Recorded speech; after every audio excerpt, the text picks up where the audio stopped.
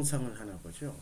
이 동영상이 칠레 산티아고에 여행하는 아마추어 여행 유튜버의 동영상인데요. 이제 남미를 여행할 정도면은 꽤 베테랑이죠. 오랜 시간 여행을 했을 것 같아요. 그런데 이 산티아고에는 한인 식당들이 좀 있습니다. 한인 식당에서 짜장면을 먹는 거예요. 짜장면을 먹는데 엄청나게 감동받으면서 먹는 장면입니다. 한식을 먹은 지 꽤 오래된 나는 동양 음식이 너무나 표정을 먹고 싶었다. 특히나 짜장면. 정말 그리웠다. 표정이 한 입에 그 짜장면에 거의 한국 여자예요. 거의 밤 굶겨놓은 애같이 먹고 있죠. 표정이 저 오묘한 저 표정. 진짜로 맛있어서 김치가 너무 먹고 싶어서. 여행하다 보면은 자기에게 익숙하고 편안한 것들을 찾게 돼 있어요. 왜냐면 계속 낯선하죠. 낯선 음식이기 때문에. 그래서 진짜 저렇게 찍으려면 고프로 앞에다 놔두고 조금만 이제 짜장면 아주 그냥 정신없이 먹고 있는 밥도 말아서 먹고. 그러니까 평상시에 한국에서 살아가는 그 20대 여성 같은 경우 밥도 저렇게 안 먹거든요. 살찔까봐 찌끔 먹고 맛있어도 침 흘리고 있고. 그런데 여행 중에는 저렇게 그냥 자기의 본능을 충실하게 다 드러내는 거죠. 여기서 뭐라고 표현하냐면은 이 문구를 잘 보시기 바랍니다. 문구를 이제 답을 읽는데, 자, 이 문구 한국 노래, 귀로 한국 노래 듣고 있고요. 한국 음식 이꼴 헤븐, 천국이라고 표현하고 있죠.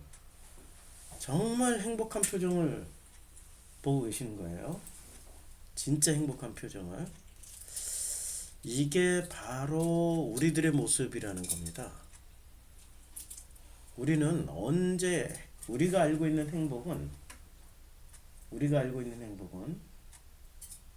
익숙한 것을 가장 편안하다고 생각하는 것을 체험할 때 행복한 거예요. 그렇죠? 낯선 것을 체험할 때 행복하다고 그런 사람 별로 없어요. 불편하다, 힘들다, 어렵다라고 하는 거죠. 그러니까 우리가 생각하는 행복조차도 조작되거나 만들어진 행복일 가능성이 있어요. 자, 역으로 한번 생각해 봐요. 이 아가씨가 한국 아가씨가 아니고 일본 아가씨를 요 자리에 앉혀놓고 일본 아가씨에게 한국 노래 들려주고 한국 음식을 먹으라고 그러면은 해븐일까요? 아닐 가능성이 굉장히 높죠. 일본 아가씨 그 같은 동양이니까. 그럼 전혀 다른 저 프랑스 아가씨를 앉혀놓고 한국 노래 들려주고 한국 음식 먹으라면은 해븐일까요? 헬일까요? 헬일 가능성이 높은 거죠. 우리가 생각하는 행복의 기준은 어딨냐는 거예요. 내가 생각하는 행복의 기준은 어딨냐는 거죠.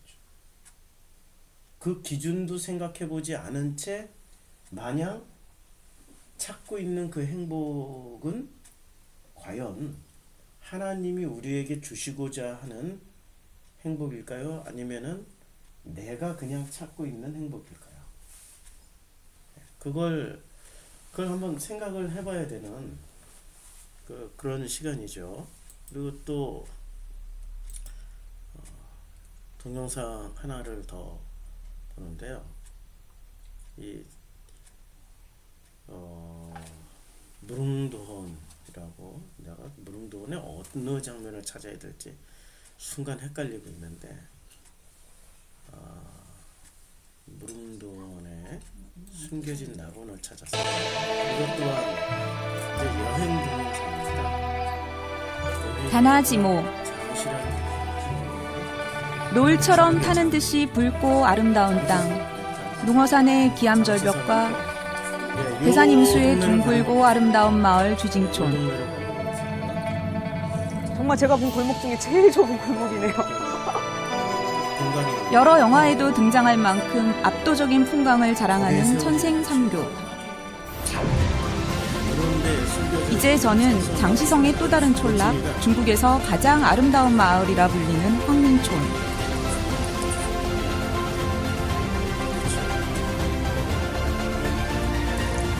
산속 깊이 마을을 만들고 오랫동안 숨어 살아왔던 소수민족. 숨겨진 낙원이라 불렸던 빠사미아오족의 마을을 찾아갑니다. 가사 묘족이라고 하면은 묘족, 그 묘족이거든요. 계절에 따라 지역에 따라 천 가지 모습을 가진 나라 중국. 천하절경 무릉도원이라 불리는 곳을 찾. 가서 이름이 이심루, 마음을 기쁘게 해주는 집이라는 뜻이네요. 그래서 와, 이 집에서 제일 잘 정말 사는 그 동네 아까 빛깔도 좀 휘황찬란하지만 이 조각이 통을 다 뚫은 투조네요. 굉장히 공력이 많이 들어가는 조각인데, 그렇죠? 그런데 저 나무 굉장히 섬세해요. 통문짝이에요. 정말 부자 집이었던 것 같아요. 나무 하나를 그냥 일일이 다 새겨서 만든 집안 곳곳에 세월의 무게가 내려앉아 있는 오래된 이 집은 그 자체로 하나의 작품 같습니다. 지역에 사는 사람들이 특히 이 조각을 잘해가지고 곳곳에 다 이렇게 조각이 힙화 건축의 특징이 조각이 굉장히 뛰어나다는 건데요. 나무 조각, 또 돌 조각, 그리고 벽돌 조각 이게 모두 뛰어납니다. 그래서 이 집에서도 지금 곳곳에서 조각을 볼 수가 있는데요. 여기 뭐 문 앞에 들어오는 문에서부터 우리는 이걸 예술 작품으로 봐야 될까요? 기둥 위에도 보이고요. 성경에서 나오는 전부 다 기독교인들이 이걸 뭐로 보죠? 우상으로 보죠. 아니 이 정도 가지고는 그래 작품이야라고 하지만 여기다가 부처 하나 새겨 놓는다든지 짐승의 무슨 형상 하나 새겨 놓으면 우리는 그때부터 행복이 깨져요. 이 기독교인들은 불편해지기 시작해. 아 저런 귀신, 아 내가 정말 이 좋은 데 와서 아 귀신 보고 가네, 아 재수없다 이러고 생각하고 여행을 다니는 게 한국 기독교인들의 특징이에요. 받아들이지 못해요. 그러면 한국 기독교인들의 특징은, 그러니까 이 아주 보수적인 한국 기독교인들의 특징은 자기가 배운 것을 가지고 행복을 찾아다니기 시작해요. 그래서 행복은 생각을 해보세요. 익숙한 것을 오랫동안 단절했다가 그 여행지에서 드디어 한국 노래 들으면서 한국 음식 먹으면서 아 맛있고 아 좋다라고 할 때 이 여행하는 친구가 표현했던 것처럼 이것이 헤븐이야 라고 생각할 때가 있고요. 또 하나는 한국 사람들이, 한국 기독교인들이 정말로 그 멋진 동네에 가가지고 그 멋진 작품들을 보면서도 본인은 그것을 누릴 줄 못하는 거예요. 왜 이렇게 우상이 많아? 아, 왜 이렇게 우상이 많아? 귀신 붙을 것 같아. 아, 짜증나. 아씨, 괜히 왔어. 다른 사람들은 다 신나고 재밌고 즐기는데 그 기독교인은 우상 숭배하지 말라는 말 때문에, 어떤 형상도 새기지 말라는 말 때문에 본인의 행복을 못 누리고 있는 거예요. 그 행복할 수 있는 자리에 가서, 새로운 걸 체험할 수 있는 자리에 가서 그걸 못 누리게 되는 거예요. 그럼 행복의 기준은 어디 있는 거죠? 철저하게 행복의 기준은 놀랍게도 누구한테 있을까요? 나한테 있는 거예요. 내가 결정하는 거란 얘기예요. 행복은 객관적인 어떤 상황 속에서 내가 행복해지는 것이 아니라 주관적인 나라는 존재가 행복할 수 있는지 없는지를 다 결정해 버리는 거예요. 이 말을 다시 바꾸면은 똑같이 힘든 시절을 겪은 사람들이 우리나라의 70년대, 80년대 사람들이란 말이에요. 70년대는 누구도 다 가난했어요. 제가 90년도 초에 서울의 월계동이라고 아세요? 월계동. 그 인덕전문대학교, 그때 당시 인덕전문대학교가 있는 월계동을 말하면은 다 모르고 월계역 해도 잘 모르세요. 거기서 제가 목회를 3년을 했었어요. 부목사로 3년을 했는데 거기는 서울인데도 서울이 아니에요. 그러니까 희한하게 월계동이 큰 산이 있는 건 아닌데 작은 동산으로 딱 요 장안동하고 요 뒤쪽으로 월계동으로, 그러니까 작은 산, 그렇게 높은 산도 아니에요. 50m 정도밖에 안 되는 작은 언덕과 같은 산이 희한하게 지리적 위치가 그렇게 돼 있어요. 이렇게 쫙 둘러져 있고 요 산 건너편으로는 장안동이 있어요. 장안동은 유명하죠. 서울 장안동. 뭐로 유명하든지 자우지가 유명해. 중고자동차 매매단지로도 유명하고 거기는 또 환락가로도 유명하고 유명한 게 되게 많아요. 장안동이. 그다음에 장안동에 서울 북쪽에 있는 유일한 놀이동산이 하나 있어요. 겨울엔 눈썰매 타고 여름에는 각종 놀이기구를 탈 수 있는, 이름 잃어버렸어요. 근데 그 50m도 안 되는 산 언덕 하나를 싹 넘어오면 거기가 월계동이에요. 그리고 산과 산 사이에 이렇게 그 기차 전철이 지나가요. 그래서 전철을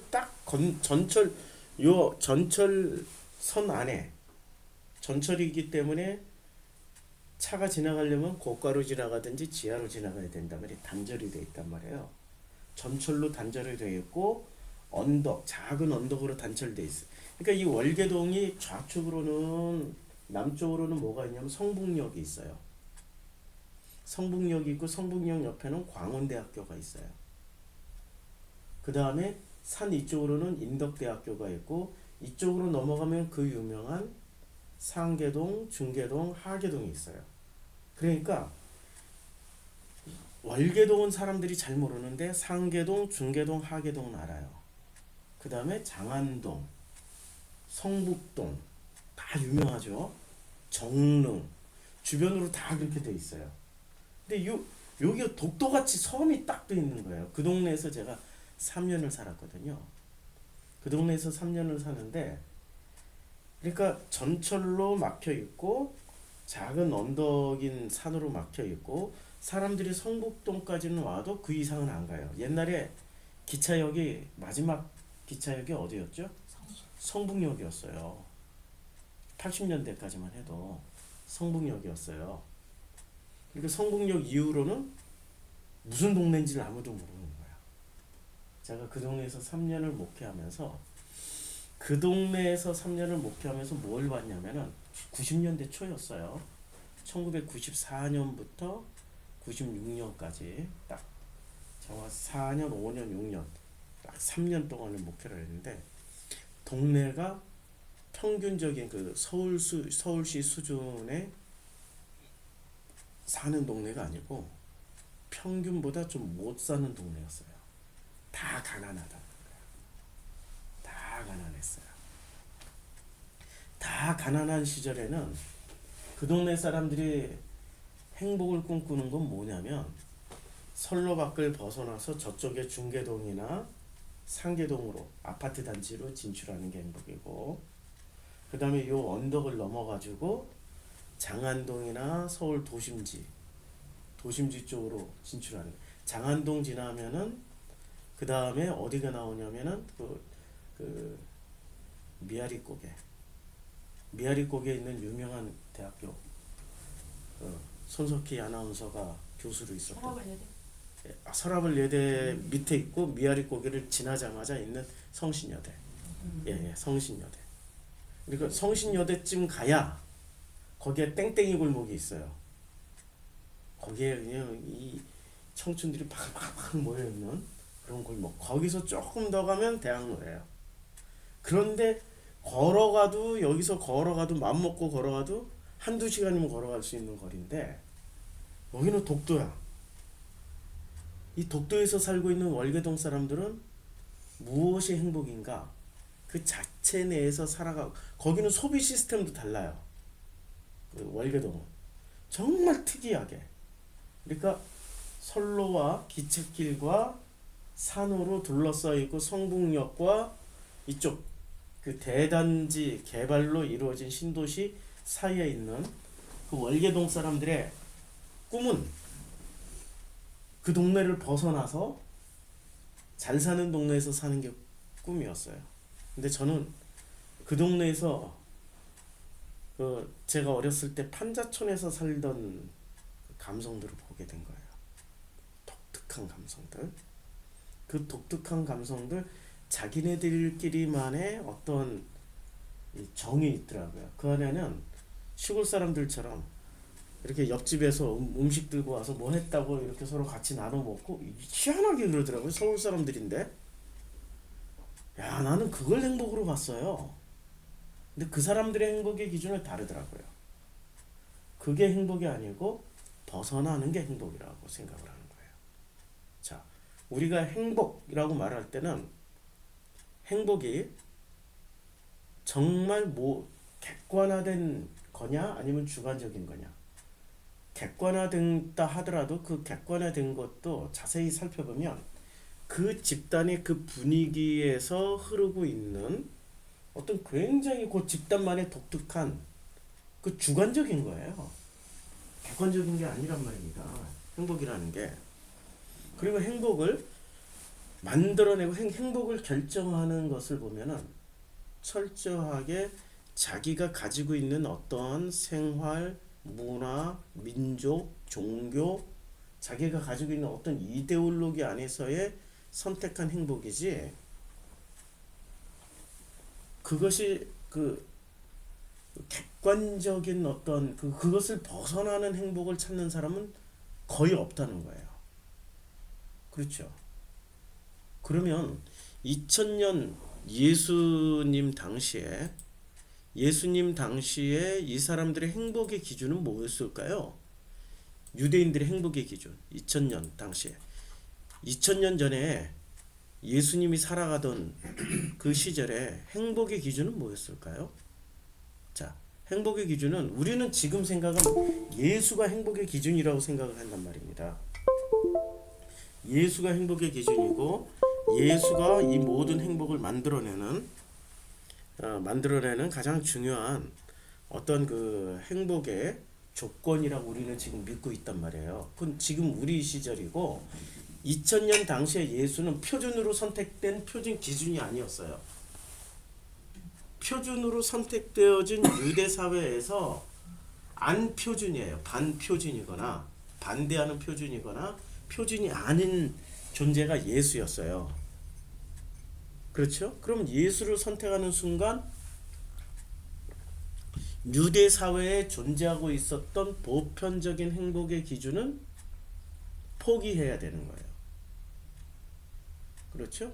이렇게 예수를 선택할 때 단순히 구원받고 예수를 통해서 뭔가를 체험한다라는 것만 가지고는 예수를 선택하기가 쉽지가 않아요. 자기가 알고 있는 모든 행복의 조건을 바꿔야지만 예수를 선택할 수 있는 거예요. 내가 진짜로 나는 이것만 채워지면 행복해 라고 하는 사람들이 예수를 따라다닌 거예요. 나는 이것만 채워지면 행복할 수 있어. 그 사람들이 예수가, 자 보세요. 예수가 올라운드 플레이어로 먹는 문제, 입는 문제, 자는 문제, 사는 문제를 다 해결해 준 사람은 아니었어요. 문화적인 완성도를 높여준 분도 아니에요. 클래식 음악에 우아한 럭셔리한 공연에 멋진 옷을 입고 아주 행복한 그런 잔치 자리에서 그런 즐거움을 주는 분도 아니었고요. 예수는 만약에 행복의 다양한 스펙트럼 중에 선택하라면 예수는 한 가지 스펙트럼만 전하고 가신 분이에요. 이것만 선택하면 행복할 수 있어 라고. 뭐를 전하고 왔어요? 아버지 말씀만 전하고 왔어요. 아버지 말씀만. 자, 내 살을 먹고 내 피를 마시는 자는 내 안에 거하고 나도 그의 안에 거한다. 그러니까 살아계신 아버지께서 나를 보내심에 내가 아버지로 말미암아 사는 것 같이 나를 먹는 그 사람도 나로 말미암아 살리라. 이게 행복의 기준이었어요. 예수의 행복의 기준. 내가 아버지 안에 거했더니 진짜 행복해. 그러니까 너희들도 아버지로 말미암아서 살아봐. 그럼 진짜 행복할 거야. 그러니까 수많은 행복의 기준들을 다 만족시켜 주신 분이 아니란 말이에요. 한 가지 코드만 가지고 행복을 설명하고 가신 분이 예수예요. 그러니까 사람들이 이걸 알아듣습니까? 못 알아듣는 거예요. 못 알아듣는 거예요. 그러니까 그때부터 그의 제자 중에서 많은 사람이 떠나가고 다시 그와 함께 다니지 아니하더라. 그러니까 다시 예수와 다니지를 다시 안 다녔어. 다시는 안 다녔어. 다시는 안 다녔어. 그러니까 제자 중 여럿이 예수가 하는 말을 듣고 이 말씀은 어렵다. 아니 도대체 누가 들을 수 있느냐? 왜 어렵죠? 기준이 서로 다른 거예요. 제자들 중에 어떤 제자들은 행복의 기준을 뭐로 생각하고 왔냐면 예수를 따라다니면은 이런 쪽에 행복해질 거야 라고 듣고 따라온 사람들이 이스라엘이라는 나라를 민족주의 관점으로 이스라엘이라는 나라를 회복할 수 있어 라는 기준. 이스라엘이라는 나라를 회복하면 그게 행복이야. 그래서 독립운동해야 돼. 어떤 사람은 예수를 따라다니면 잘 먹고 잘 살 거야. 그게 또 행복의 기준이어서 따라오는 사람도 있었을 것이고, 어떤 사람은 권세를 잡을 거야 뭐 이런 거 수도 없이 많겠죠, 코드가. 그런데 예수는 어떤 코드를 전했냐면은 아주 심플하게 예수는 아버지께서 나를 보내심에 내가 아버지로 말미암아 사는 것 같이 그 사람도 나로 말미암아 나처럼 아버지로 말미암아 사는 것 같이 살게 될 거야. 이게 행복의 기준이었어요. 예수의 행복의 기준은 딱 하나야. 아버지로 말미암아 사는 거야. 이게 행복의 기준이었어요. 그러면은 2000년 당시에 이 유대인들이 가지고 있었던 그 모든 행복의 기준은 다 뒤집어져야 되는 거야. 아버지로 말미암아 산다. 이 아버지가 유대인들은 이게 이제 이 논쟁이 아버지로 말미암아 산다라는 논쟁이 7장 이어지고 8장까지 이어집니다. 그러니까 아버지 논쟁에 하이라이트를 찍어버려요. 하이라이트를 어떻게 찍냐면은 이렇게 찍어버려요. 너희는 너희 아비 마귀에서 났어. 그러니까 너희 아비의 욕심대로 행하니까 절대로 행복할 수가 없는 거야. 왜냐하면 그는 처음부터 살인한 자고 진리가 그 속에 없으므로 절대 행복할 수가 없어. 내가 진리를 말함으로 아버지로 말미암아 산다라는 진리를 말했는데 너희가 나를 믿지 않는 거야. 이렇게 얘기를 하는 거예요. 왜냐하면 너희는 너희 아비가 행하는 일을 하지 진짜 하나님 아버지에게서 나오는 일을 하질 않는다라는 얘기예요. 그러니까 행복의 기준이 둘로 나뉘는 거죠. 하나님 아버지를 선택하느냐, 유대인들이 선택한 아버지를 선택하느냐에 따라서 행복의 기준이 나뉘는데 어느 쪽의 스펙트럼이 더 넓을까요? 행복의 스펙트럼이. 유대인들이 훨씬 넓은 거죠. 다 챙겨 먹잖아. 잘 먹고 잘 살고 독립하고 다 챙겨 먹는 거야. 근데 예수는 이 아버지를 선택하는 순간 어떻게 살아가게 된다는 얘기입니까? 아버지를 선택하는 순간. 아버지를 선택하는 순간 예수는 딱 하나 보여줘요. 뭘 보여주냐면은 예수가 보여주시는 아버지를 선택했을 때의 그 모습을 뭐로 보여주시냐면 이렇게 보여주십니다.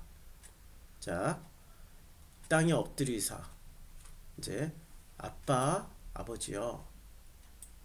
아버지께서는 모든 것이 가능해요. 다 가능해요. 모든 걸 창조주시니까 모든 것이 가능해요. 그런데 가능하기 때문에 나의 원대로 마옵시고 아버지의 원대로 하옵소서. 나의 뜻대로 마옵시고 아버지의 뜻대로 해야만이 그 아버지께서 주실 행복을 주신다라는 거예요. 이렇게 살아야 된다는 거예요. 내 뜻대로 살지 않고 누구 뜻대로? 아버지 뜻대로 살아야 행복을 주신다라는 거예요.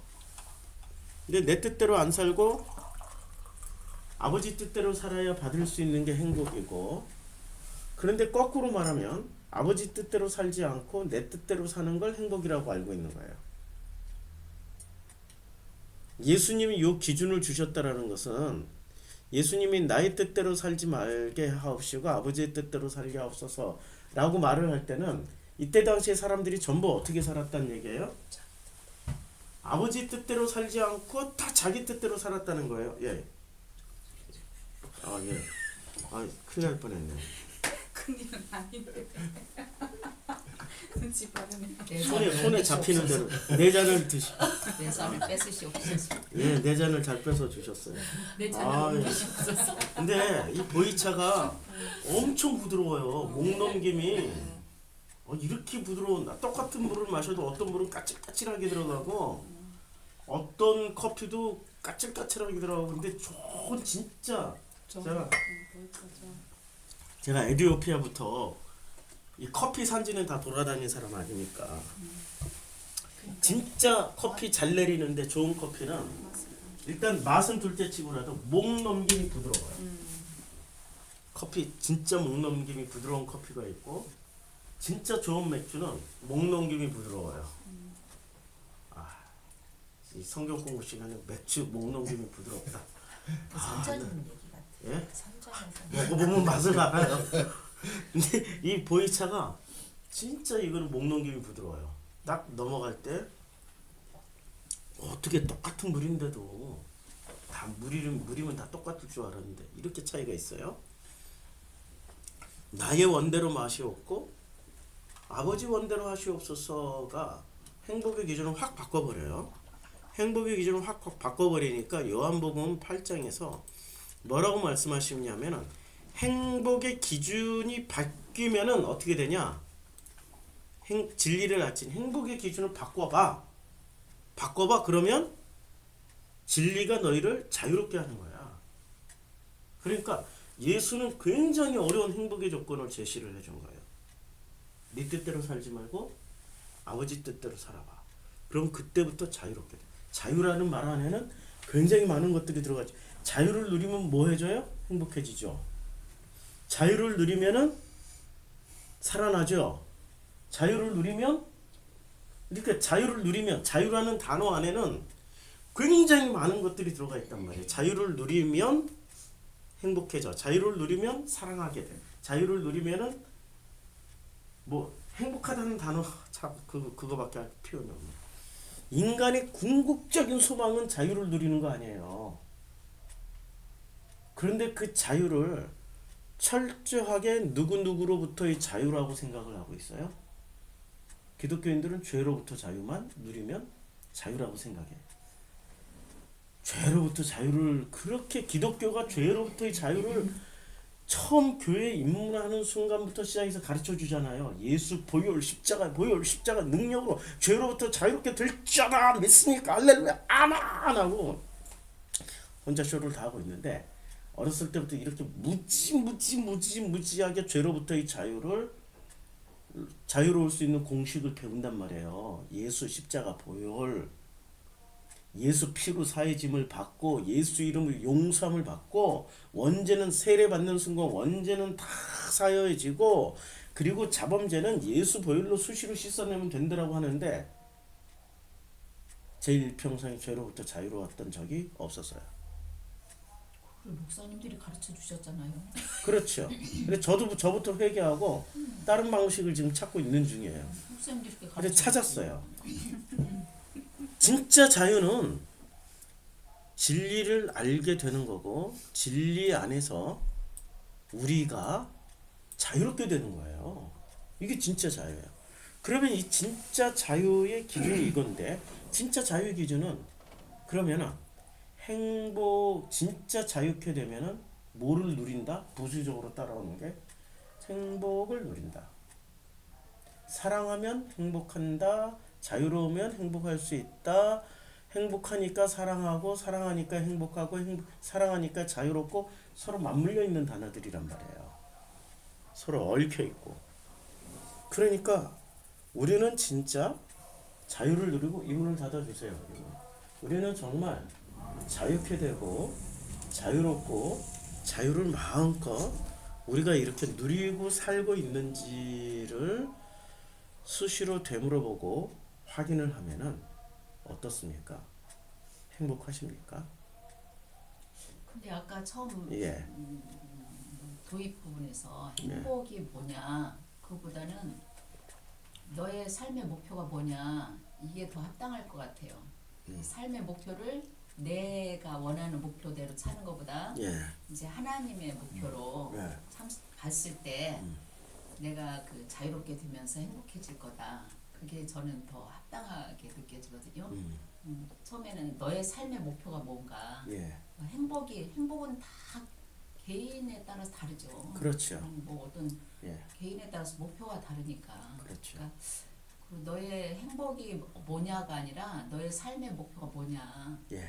뭐 어떤 사람 자식이 잘 됐으면 어떤 사람 돈이 많았으면 좋겠고 뭐 예. 돈을 그래서 많이 벌려고 노력하고 그렇죠. 이러는 예, 것처럼 그래서 행복이라는 것보다 삶의 목표가 나의 어떤 걸 이루기 위해서보다 예. 하나님 뜻으로 가서 하나님 뜻을 이루시는 것으로 내가 바꿔짐으로 인해서 예. 자유를 얻게 되고 이제 그 행복해질 거다. 예. 그게 더 저한테는 아, 그렇게 또 해서 예. 들으셨다니까 그것도 예. 감사한 일이네요. 그렇게 행복, 그렇게 돼요. 그러니까 여기서 궁극적으로 제가 지금 말씀드리고자 하는 내용을 벌써 다 간파를 하셔가지고 다 말씀해 주셨는데, 신명기 5장을 어제 이제 성경 공부했단 말이에요. 아니, 말씀을 나눴단 말이에요. 너는 나 위에 다른 신을 내게 두지 마라. 그러니까 나 위에는, 엘로힘 외에는, 이걸 직역을 하면은 참 여러 가지로 직역이 되더라고요. 예. 여러 가지로 해석이 되는데, 신명기 5장 7절 말씀, 여기서 5장 7절 말씀에 이렇게 여러 가지로 해석이 되는데, 나 위에는 이게 판님이란 말이에요. 판님이라는 게 얼굴이란 뜻도 되고요, 대면하다란 뜻이 돼요. 얼굴과 얼굴을 맞대고 하는. 그러니까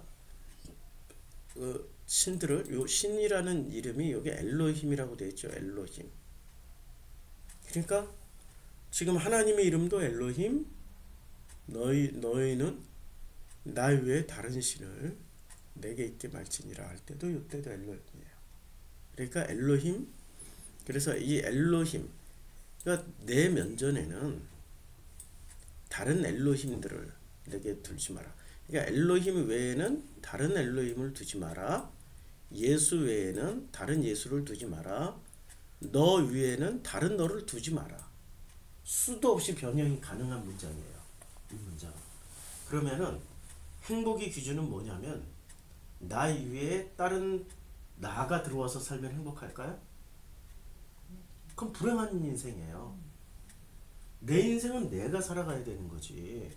내 인생을 내가 못 살고, 내 인생을 나로 안 살고, 내 인생을 너로 살게 되면 불행한 거예요. 뻐꾸기가 그런 새인가요? 뻐꾸기. 예. 뻐꾸기라고 혹시 아세요? 뻐꾸기?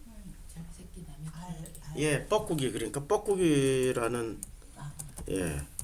뻐꾸기가 어떻게 살아가는 짐승이에요? 제가 그걸 느꼈어요. 예. 이 뻐꾸기가 잘 보시면 이 뻐꾸기가 특이한 새예요. 예. 뻐꾸기를 보면은 뻐꾸기라는 새를, 이 뻐꾸기라는 새가 등치가 커요. 양채가 꽝나란 방법으로 자기들의 새끼를 키워요. 어떻게 키워요?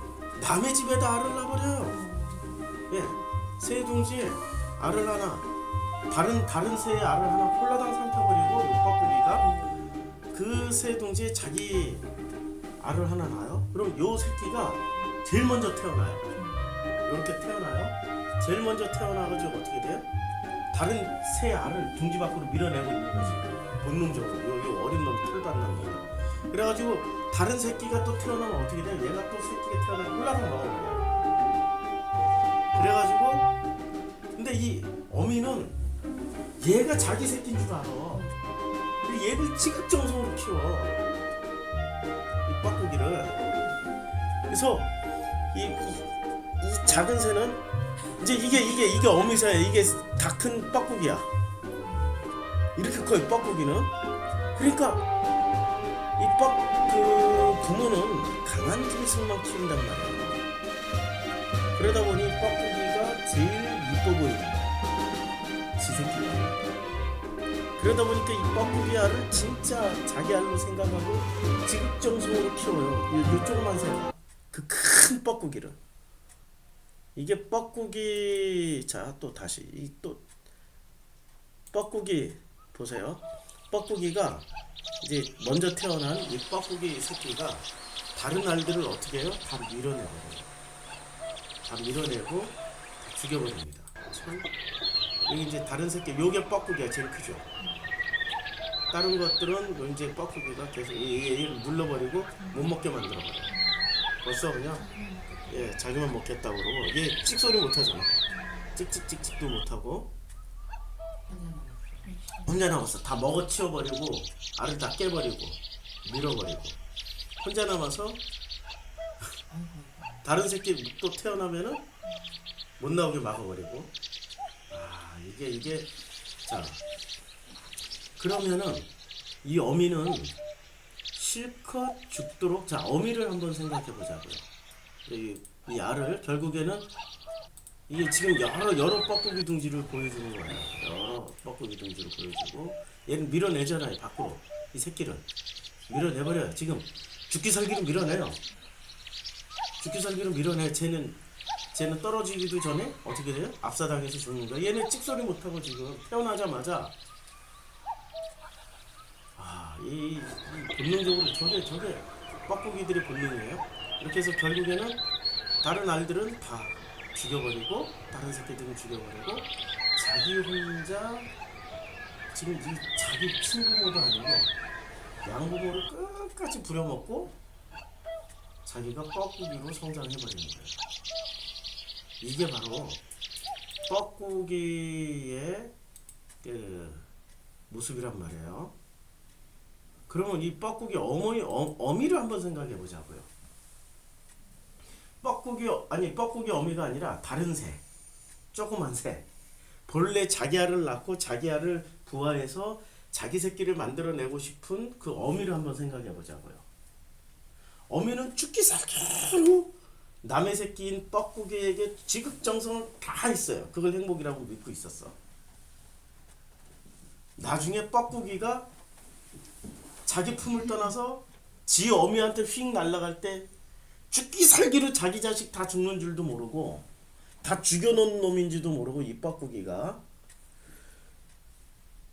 죽기 살기로 자기 등치 몇 배가 되는 이 뻐꾸기를 죽기 살기로 키워놓은 이 어미새 입장을 한번 생각해보면 뻐꾸기가 진짜 자기 어미는 나중에 찾아가요. 본능적으로 찾아가요. 자기 엄마 찾아가요. 그러면 죽기 살기로 지 자식 다 죽여놓고 휙 날아간 뻐꾸기의 빈 둥지를 봤을 때 이 어미의 마음은 어떻겠냐고요. 키울 때는 그걸 행복이라고 알았다니까요. 왜냐면 짐승들은 가장 강한 놈을 키울 때 행복하다고요. 사자가 약한 놈은 죽여버리고 강한 놈만 살리잖아요. 독수리가 약한 놈 죽이고 강한 놈만 살린단 말이에요. 짐승의 본능은. 그러니까 이 조그만 새가 야, 내 몸에서 이렇게 큰 게 나왔어, 이렇게 위대한 게 나왔어, 이야, 나는 진짜 죽기 살기로 최선을 다해서 키워야 되겠다 하고 키워놨더니 뻐꾸기는 휙 날라서 지 어미한테 가버리고 나머지는 처절하게 죽은 자기 새끼들의 시체를 밑에서 발견하는 거야. 그때 어미의 심정은 어떻겠냐고요. 키울 때는 행복인 줄 알았다고요. 이렇게 큰 놈이 나올 수가 있을까? 야, 이렇게 위대해? 내가 이렇게 위대한 놈을 낳았어 했는데 뻐꾸기가 떠나간 자리에 빈둥지에 남아있는 자기 새끼들의 그 죽어있는 뼈다귀들을 봤을 때 이 어미의 심정은 어떻겠냐고요. 우리 사람들의 삶이 그렇다라는 거예요. 지금 성경에서 얘기해 주는 게 요즘 보세요. 사람들도 그래요. 예. 자식 잘난 놈만 이렇게 해주고 못난 거는 이렇게 그래요. 집에 그 치우라고 제껴놓고 또 양자에다가 막 뭐 황정순이라든지 최은이라든지 얼마나 나중에 잘난 놈 자식은 다 끊어 국가를 위해 살고 자기 인생 위해 살고 못난 놈 자식을 곁에서 부모를 섬기더라고. 그렇죠. 요즘 사람들의 짐승만 하니까. 자, 그래서 이것을 다시 한번 읽어봐요. 엘로힘 외에는 다른 엘로힘을 내게 두지 마라. 예수 외에는 다른 예수를 내게 두지 마라. 그러면 정성필 외에는 다른 정성필을 내게 두지 마라. 그럼 나 위에, 나란 존재 외에는 다른 나를 내게 두지 않아야 정상적인 행복, 정상적인 자유를 찾아갈 수 있다는 얘기예요. 근데 우리는 알게 모르게 뻐꾸기 새끼가 내 마음속에 알을 낳아버린 거야. 그 뻐꾸기 새끼를 진짜 자기 새끼인 줄 알고 죽기 살기로 키우는 거예요. 그게 누구라고요? 나라고요. 지금 그거 얘기하고 있단 말이에요. 그래서 내 속에 있는 행복이라고 생각하게 만들고 저걸 자유라고 생각하게 만들고 저걸 진짜 나라고 생각하게 만들어 놓은 것들을 찾아서 어떻게 해야 돼요? 예, 그것을 제거해야 되는 거죠. 그것을 제거하는 게 그게 바로 행복할 수 있는 첫걸음이란 말이에요. 행복할 수 있는 첫걸음은 내 속에 있는 뻐꾸기를 찾아서 뻐꾸기를 제거해야 돼요. 그치요? 그게 행복할 수 있는 첫걸음이래. 내 속에 있는 뻐꾸기를 찾아 뻐꾸기의 알을 빨리 뽑아낼수록 좋아. 오래 놔두면 내 새끼들은 다 죽어. 진짜 나는 다 죽는다고. 내 속에 그놈을 빨리 찾아서 나 위에 다른 나를 두면 안 돼. 예수 외에 다른 예수를 두면 안 돼. 엘로힘 외에 다른 엘로힘을 두면 안 돼. 처럼 나 외에는 다른 나를 두면 안 된다는 얘기예요. 그런데 우리는 전부 다 어떤 다른 나를 두고 살아요.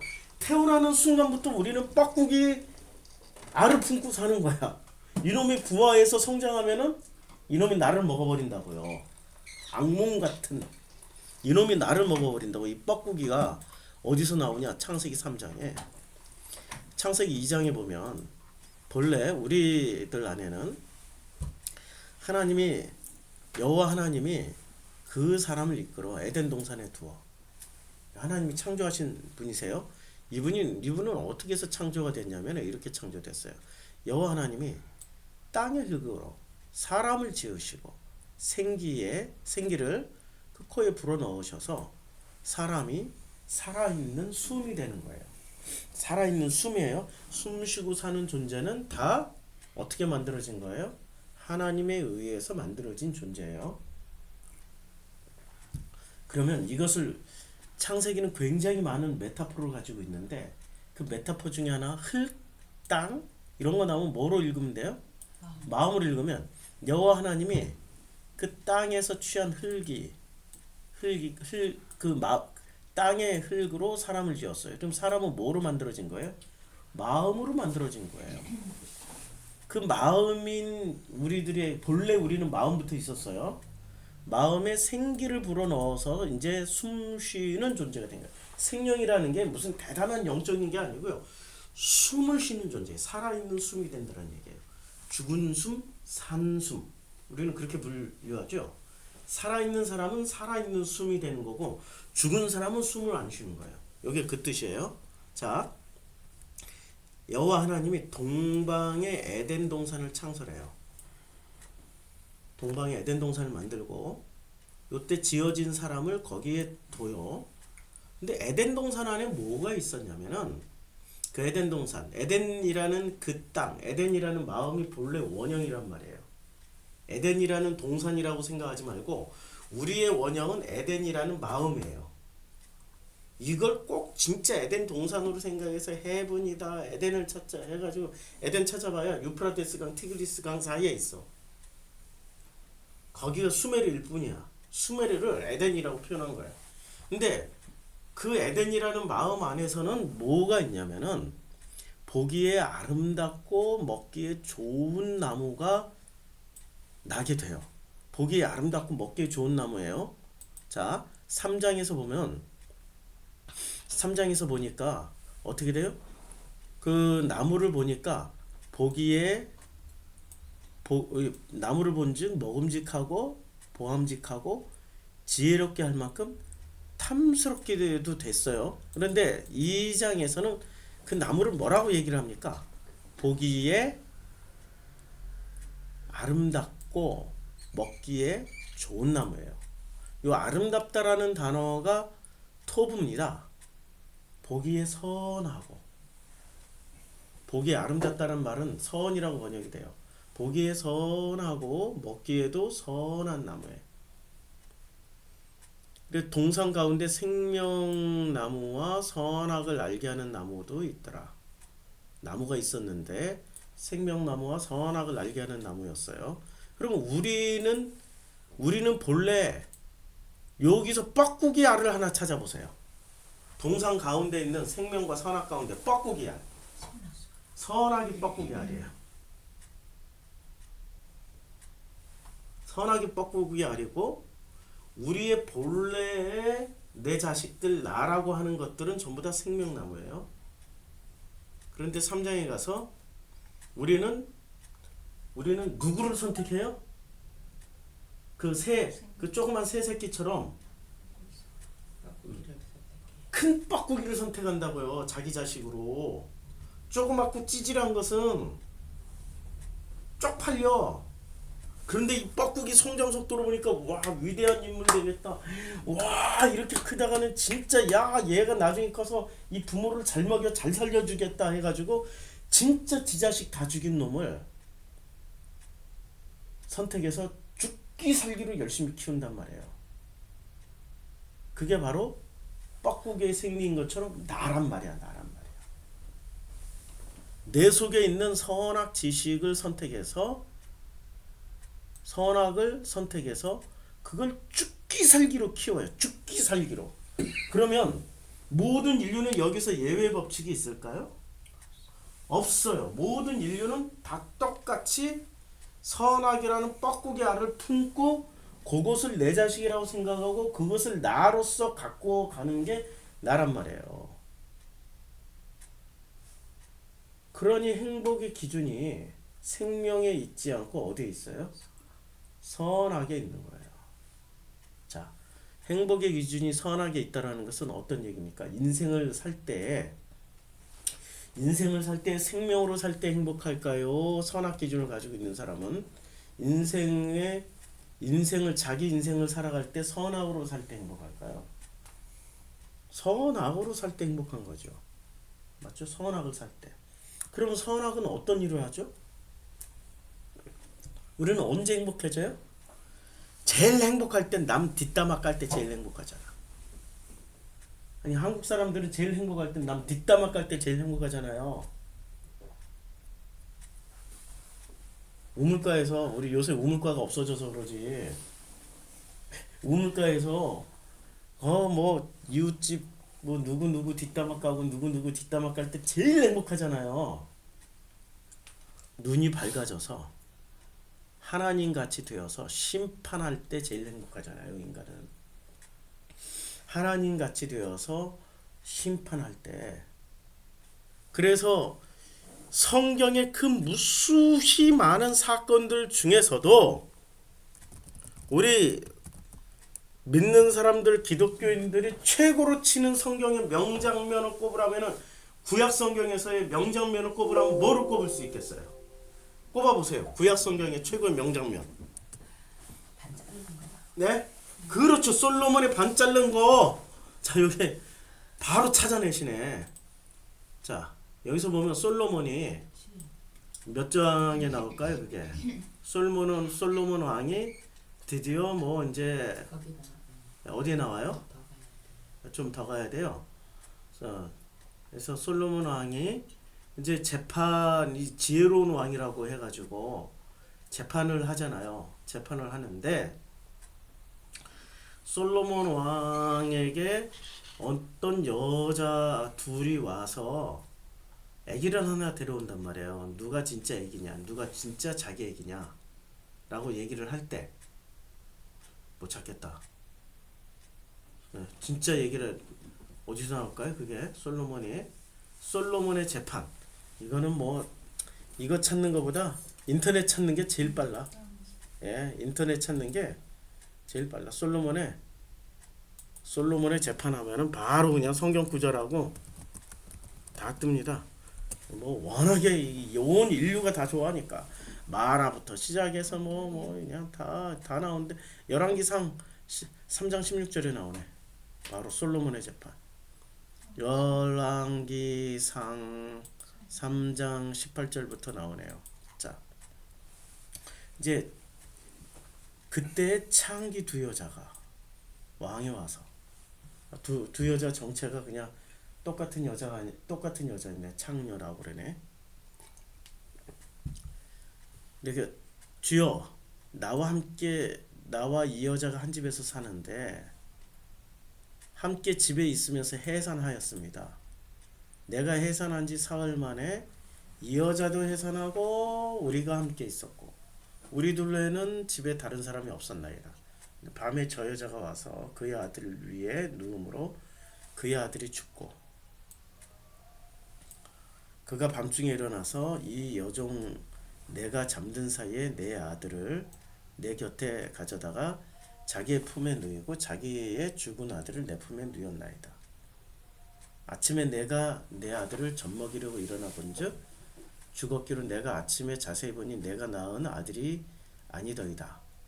다른 여자는 이르되 아니라 산 것은 내 아들이요 죽은 것은 내 아들이다. 그래서 이 여자는 이제 재판을 그래서 거는 거예요. 도대체 내용은 이거죠. 아시죠? 예. 두 여자가 아기가 있었는데 한 여자는 자다가 무슨 이유에서든지 아기를 눌러서 죽였어요. 죽은 아기를 몰래 살아있는 아기하고 바꿔치기 한 거죠. 아침에 일어나서 보니까 아기가 바뀌었어요. 그래서 재판을 걸은 거예요. 근데 여기는 자 왕이 이르되 자 이제 왕이 말하는 거예요. 이 여자는 말하기를 산 것은 내 아들이요. 왕이 말하는 거예요. 산 것은 내 아들이고 죽은 것은 너의 아들이다. 저 여자는 말하기를 아니라 죽은 것이 내 아들이요 산 것이 내 아들이다 라고 했더니 그러면 24절 왕이 칼을 내게로 가져오라. 칼을 왕 앞으로 가져왔어요. 왕이 이르되 산 아이를 둘로 나누어 반은 이 여자에게 주고 반은 저 여자에게 주라. 근데 그 산 아들의 어머니 되는 여자가 그 아들을 위하여 불붙는 것 같아서 왕께 아뢰어 청하건대 내 주여 산 아이를 그러니까 누구 아들이었어요? 산 여자의 그러니까 재판을 누가 걸은 거예요? 사나이 진짜 엄마. 엄마 네. 아니에요 가짜 엄마 자기의 깔아주고 엄마가 재판을 했어요. 예, 이길 자신 있어. 그렇죠. 현실적으로 예. 자기 애를 깔아 죽인 여자가 재판을 건 거예요. 뺏기잖아요. 뺏기잖아. 아니 자기 애를 깔아 죽이고 새 애기를 차지하려고. 아니 여기서 산 아들이 예. 어머니 되는 여자가 예. 그 아들을 위하여 마음이 예. 불붙는 것 같아서 왕께 아뢰어 청하건대. 처음에 재판을 누가 걸었냐? 재판을 걸을 이거는 예. 판결 났을 이건 때. 지금 재판이 건 다음인가? 판결 날 때 이제 났을 때 하는 말. 가지고 오고 싶어서. 아니 사실은 지역적인 문제고 갑자기 확인하고 싶어가지고 지금 말을 꺼낸 거고 중요한 거는 산 아이를 둔 진짜 엄마는 어떻게 얘기를 해요?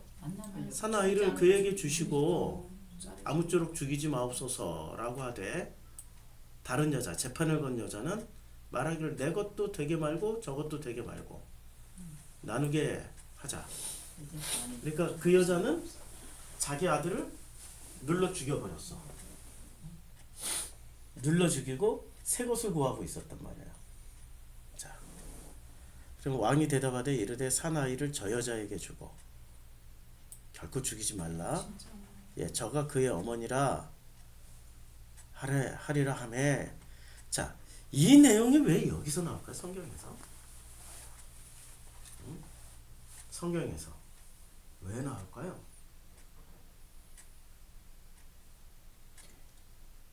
선악과 얘기예요. 자. 뱀하고 자, 이제 제가 여기 설명을 드릴게요. 이렇게 깐알과 안 깐알이 있어요. 하나는 생명이고 하나는 선악이에요. 하나는 생명이고 하나는 선악이에요. 이 둘 중에 하나를 선택해라 하면은 인간은 100% 뭐를 선택해요? 어느 게 보기 좋아요? 어느 게 먹기에 좋아요? 선악이. 이게 보기에 좋고 먹기에 좋죠. 100% 뭐를 선택해요? 선악. 얘를 선택하죠. 100% 직접 선택하죠. 하고 싶은 사람 많아요. 예? 자기 노력과 의지로. 생명에 지금- 생명에 대한 마음이 중요한 거는 생각해보니 서로 생명나무에 대한 설명이 없었어요. 솔직히 그렇죠. 거저주시죠. 예. 생명은 이미 받은 거란 말이에요. 근데 받은 것을 우리는 원래 우리 둥지 안에 생명이란 알을 품고 있는 어미새들이란 말이에요. 그런데 뻐꾸기가 날아와서 보기에 좋고 탐스럽고 큼지막하고 요런 알을 뜩 넣고 갔을 때 자기 개수를 세어보는 거야. 이렇게 개수 세어보다가 이상하네? 얘 알이 왜 이렇게 변했을까? 그러니까 뻐꾸기가 처음에 와서 어떻게 해요? 알 하나를 먹어버리고 홀랑 먹어버려요. 두고 자기 걸. 자기 거를 거기다 싹 놓고 가요. 그러면 숫자는 똑같은데 이 새가 이렇게 와서 세볼 거 아니야. 늘 체크할 거 아니야.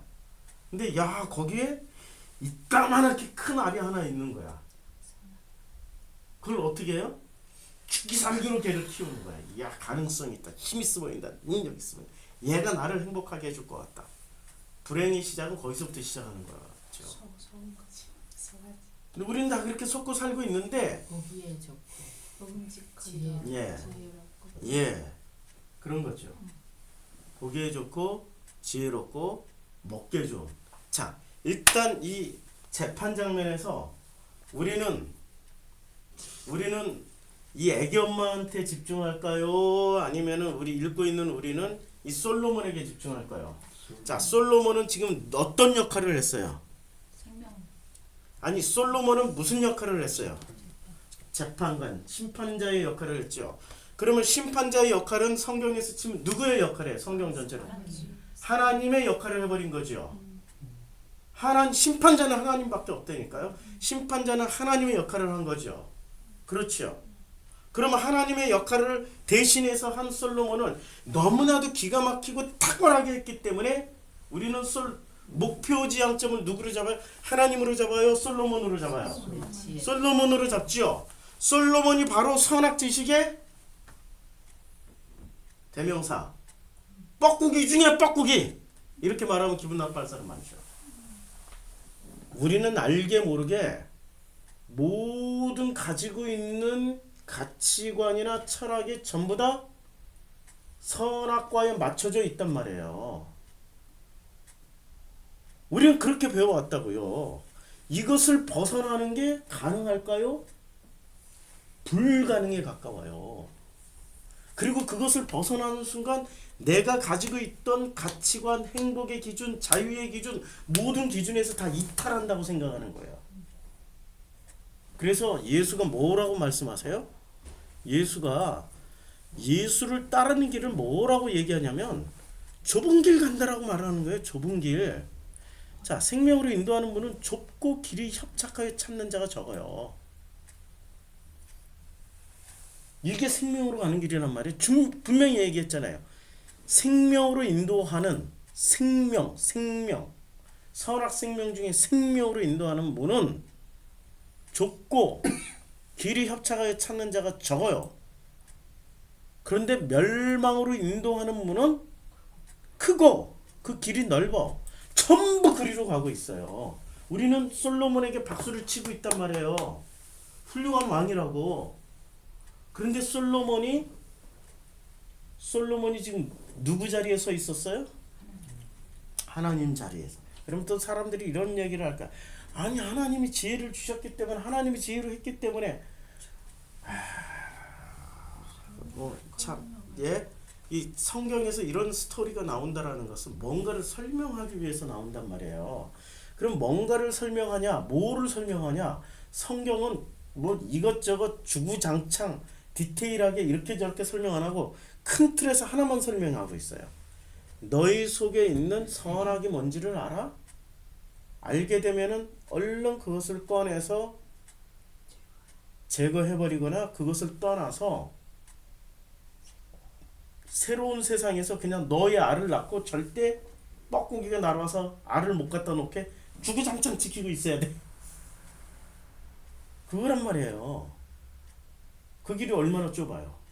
뻐꾸기는 수천 마리, 수만 마리인데 이렇게 노리고 있는데 계속 날아다니면서 어디에 알을 낳나 어디에 알을 낳나 딱 보고 찍어서 휙 갖다 놓고 휙 날아가 버리면 그 애미가, 뻐꾸기는 알 거기다 갖다 놓고 어떻게 해요? 담배 피면서 술 마시면서 혼자 실컷 놀아. 누가 키워줘? 내가 키워주고 있었던 거예요. 나라는 노예, 그래서 노예살이요 종살이라고 얘기를 하는 거예요. 애굽에서의 시절을 노예살이요 종살이라고 하는 거죠. 그렇죠? 그걸 벗어나야 되는 거예요. 그럼 목사님 제가 살면서 그 출애굽 사건이 건건이 다 일어나는 거예요? 매 순간 매 시간 일어나는 거예요. 매 순간 매 시간 출애굽 사건. 집안이 다 무너져. 그렇죠. 그래서 좁은 길이고 불가능에 가까운 길이고, 그래서 생명으로 인도하는 문은 좁고 길이 협착하여 찾는 자가 적어요. 여기 또 문이라고 그랬어요. 그럼 문은 어떻게 표시가 되냐면 요한계시록 3장에 가서 보면 문은 이렇게 말씀하고 있어요. 자, 볼지어다 예수가 문 밖에서 문을 두드리고 있어요. 그러면 이 예수가 두드리고 있는 이 문은 큰 문이에요, 작은 문이에요? 큰 문을 두드리고 있는 거지. 나라는 큰 문을. 작은 문이 아니고 지금 내가 가지고 있는, 지금 현재 가지고 있는 문은 큰 문이야. 큰 문 안에서 이렇게 뒤에 웅크리고 있는 거야. 예. 이제 알겠어요. 그러니까 지금 제가 하고 있는 이 성경 공부나 설교는 계속해서 자기의 가치관이나 생각이 뒤집어지지 않으면은 듣는 게 불가능하다는 얘기예요. 자, 내려놓고 아버지 그 주에 예. 그래서 문 밖에 서서 들을 때 엄청나게 큰 문 앞에 서 있는 예수는 위대해 보일까요? 초라해 보일까요? 초라해 보이기 때문에 문 아무리 두드려도 안 열어줘. 자, 안 열어주는 장면이 어디서 나와요? 누가복음 15장인가요? 거지 나사로가 어디서 나와요? 거지 나사로 매번 찾아. 나 15장인가? 거지 나사로가 매번 찾아. 16장인가? 거지 나사로 몇 장? 16장 20절. 예, 16장 20절. 자, 나사로라고 하는 한 거지가 있었어요. 그의 대문 앞에 버려진 채 그 부자의 상에서 떨어진 것으로 배불리려 하며 심지어 개들이 와서 그 거지를, 그 헌대를 핥아요. 근데 하필 그의 어디 앞에 버려져요? 그럼 이 대문은 어떤 사이즈 대문이에요? 엄청나게 큰 사이즈 대문이기 때문에 큰 부자야. 그 앞에 버려졌어. 누가? 나사로가. 그랬더니 문도 안 열어주고 누가 와요? 심지어 개들이 와서 그 헌대를 핥아버려. 헌대가 이게 피부병이잖아요. 그리고 그 문 안에 들어가지도 못한 채 어떻게 돼? 그 거지는 죽어서 천사에게 받들려 아브라함의 품에 들어가요. 그러니까 문을 사이로 해서, 자 보세요. 이 부자의 장면, 예수는 문 밖에 서서 뭐를 하고 있어요? 문을 두드리는데 어떤 모습으로 두드려요? 거지처럼 두드리고 있단 말이에요. 너무 문이 크니까 상대적으로 예수는 너무 작아, 초라해 보여. 문을 두드리고 있어. 근데 문을 두드리는데 우리는 항상 상상을 어떻게 하냐면 선악 지식으로 상상하니까 쭉 이런 그냥 이 나라는 문 요만한 문짝에 와서 예수가 으리으리한 옷을 입고 광채나는 모습으로 문을 두드리고 문 열어라 하는 모습으로 생각하는데 그게 아니고 지금 성경으로 보면은 나라는 내가 부자잖아. 뭐를 챙겨서 선악을 챙겨서 솔로몬과 같은 왕이고 부자고 권력 있고 내가 심판하는 심판주의고 그 거대한 문 앞에 예수는 어떤 모습으로 와 있어요? 거지 나사로처럼 와서 문 열어달라고 하고 있는데 기분 나빠서 안 열어줘. 그게 우리란 말이에요 지금. 그게 바로 나 자신이라고요. 그러니 우리가 지금 고정관념으로 성경을 보고 있기 때문에 성경을 절대로 아무리 읽어봐야 자기식으로 자기가 원하는 조건대로만 성경을 해석해요. 자기가 원하는 조건대로 성경을 해석하는 것을 성경은 이렇게 말씀하고 있어요. 자, 마가복음 2장에서 보면은 뭐라고 생배조각. 그러니까 이 예쁜 천 위에 새천 위에 새천 위에 낡은 그 생배조각은 낡은 천 위에 생배조각을 붙이는 자가 없어요. 어떻게 된다는 얘기예요? 터져 찢어진다는 얘기예요. 그러니까 우리는 지금 어떻게 성경을 읽고 있냐면은 원래 있는 헌천이야. 낡은 옷에 새로운 이론, 새롭게 발견한 거, 예쁘고 산뜻한 것만 덕지 붙여서 기고 있는 우리들의 모습이라고요. 제대로 이해를 하려면 어떻게 해야 돼요? 낡은 옷을 벗어버리고 새 옷을 입어버리면 돼. 낡은 옷을 벗어버리고 새 옷을 입어버리는데 낡은 옷 벗고 새 옷 입히는 장면이 성경에서 나온다고 해요. 수도 없이 나와요. 자, 뭐라고 썼냐면은 주님이 말씀하세요. 자, 더러운 옷을 입고 있어요. 이게 낡은 옷이란 말이에요. 생배조가 덕지덕지 붙이고 있는. 그러니까 주님이 뭐라고 말씀하세요? 그 더러운 옷을 벗기어 버리고 아름다운 옷을 입히라고 말씀하세요. 누가복음의 탕자가 몇 장에서 나와요? 15장이 나오나? 탕자의 비유가? 자, 여기 있다. 예, 15장이 나오는데 아들이 돌아오자마자 어떻게 해요? 돌아오자마자 자, 이제 아버지께 하늘과 죄를 지었고 이제 아버지께로 돌아가리라. 거리가 먼데 들어가 목을 아픈 제일 중요한 게 여기서 뭐를 해줘요? 제일 좋은 옷을 내어다 입히고. 창세기 3장에서 보면 덕지덕지 옷을 만들어 입어요. 선악 지식을 먹었을 때 자기들이 벗은 줄 알고 어떻게 돼요? 예, 무화과 나무 잎을 엮어서 치마로 삼았는데 마지막에 에덴 동산 밖으로 나갈 때는 하나님이 어떻게 해주십니까? 가죽옷을 입혀서 내보내 주세요. 그러니까 성경에서는 이 옷이라는 상징이 뭐로 쓰여져요? 선악 지식의 옷은 벗겨버리고 생명의 옷을 입히는 장면으로 쓰고 있단 말이에요. 그러니까 우리는 행복해지려면 어떻게 해야 돼요? 자유로워지려면 어떻게 해야 돼요? 예, 그게 어떤 느낌이냐면 이런 느낌이에요. 진짜 낙타가 바늘기,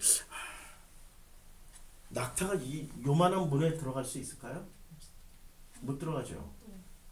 그 낙타는 뭐로 비유했어요? 부자가 천국에 들어가는 것은 낙타가 바늘기에 들어간다고 했죠. 그럼 우리는 전부 다 뭐예요? 낙타이지만 실제로는 부자야. 부자는 부자. 나사로는 어디에 있어요? 문 밖에 있죠. 요 문 밖에 지금 거꾸로 문을 열어주면 예수가 들어오긴 쉬워. 그렇죠. 예수가 들어오긴 쉬워요. 근데 우리가 문 밖으로 나가는 거는 어떻게 돼요? 예수가 있는 문 밖으로 나가려면 낙타가 바늘기 통과하는 것만큼 어렵다는 얘기예요. 불가능하다는 얘기야. 낙타가 바늘길을 통과해서 예수 있는 쪽으로 가려면 어떻게 돼? 그거는 그냥 그거는 그 물리학적으로 보면은 해체해야 돼. 해체해야 돼. 채도 맨날 손가락 자르고 발가락 자르고 팔 자르고 팔도 등분을 다 나누고 낙타다리 등분 다 나누고 몸통은 다 내장똥 다 분리해가지고 어떻게 해야 돼요? 공문을 통과하려면 다 분리해가지고 문이 워낙에 작으니까 그 분리를 해도 그냥 똥은 똥대로 짜내고 그냥 그 고기를 그냥 우리 해체되는 고기가 되잖아요. 사르크스, 그걸 사르크스를 그래요. 사르크스를 어떻게 해야 돼요? 밀어넣어야 겨우 거기를 통과할 수 있단 말이에요. 그래서 구약 성경에 내래 뭐라고 얘기를 해요? 제사 지내잖아요. 제사 지낼 때마다 재물 잡잖아요. 재물을 어떻게 잡아요? 해체하잖아요. 해체를 하잖아요. 각을 두고 분리하고 잘라내고 해체를 한단 말이에요. 그러니까 구약 성경의 제사는 예수가 들어오면 끝나는 문제인데 역순으로 어떻게 하려고 그래요? 예수가 있는 쪽으로 내보내는 훈련을 하고 있는 거란 말이에요. 그런데 그 제사의 시작이 어디서부터 시작돼요? 광야에서부터 시작된다고요. 우리가 광야 생활을 살고 있는 선악 지식. 그럼 내 속에 있는 뭐가 빠져나가기 위해서 그렇게 해주시는 거예요? 뻐꾸기 알을 빼내기 위해서 해주는 거예요. 내 속에 있는 뻐꾸기 알을. 그것이 진짜 행복의 조건이에요. 왜냐면 우리는 영생을 살아야 되는 존재인데. 맞죠? 영생을 살아야 되는 존재인데 영생을 살아가는 첫 번째 걸음이 내 안에 선악 지식이 해체되어야 돼. 뻐꾸기 알이 빠져나가야 돼. 이게 첫 번째 걸음인데 이 첫 번째 걸음을 사람들은 죽도록 안 해요. 왜 안 해요?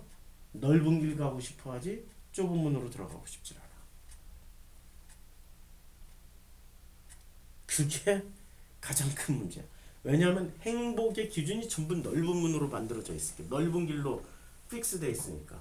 행복의 기준이 강하고 세고 좋고 아름답고 선하고 보기에 좋은 것으로 다 픽스되어 있으니까. 그게 행복의 조건으로 우리는 그렇게 만들어졌으니까. 맞죠? 그럼 바뀌어야 되는 거죠. 바뀌려고 오신 거죠. 그럼 내가 바꿔요? 나는 못 바꾼다니까요.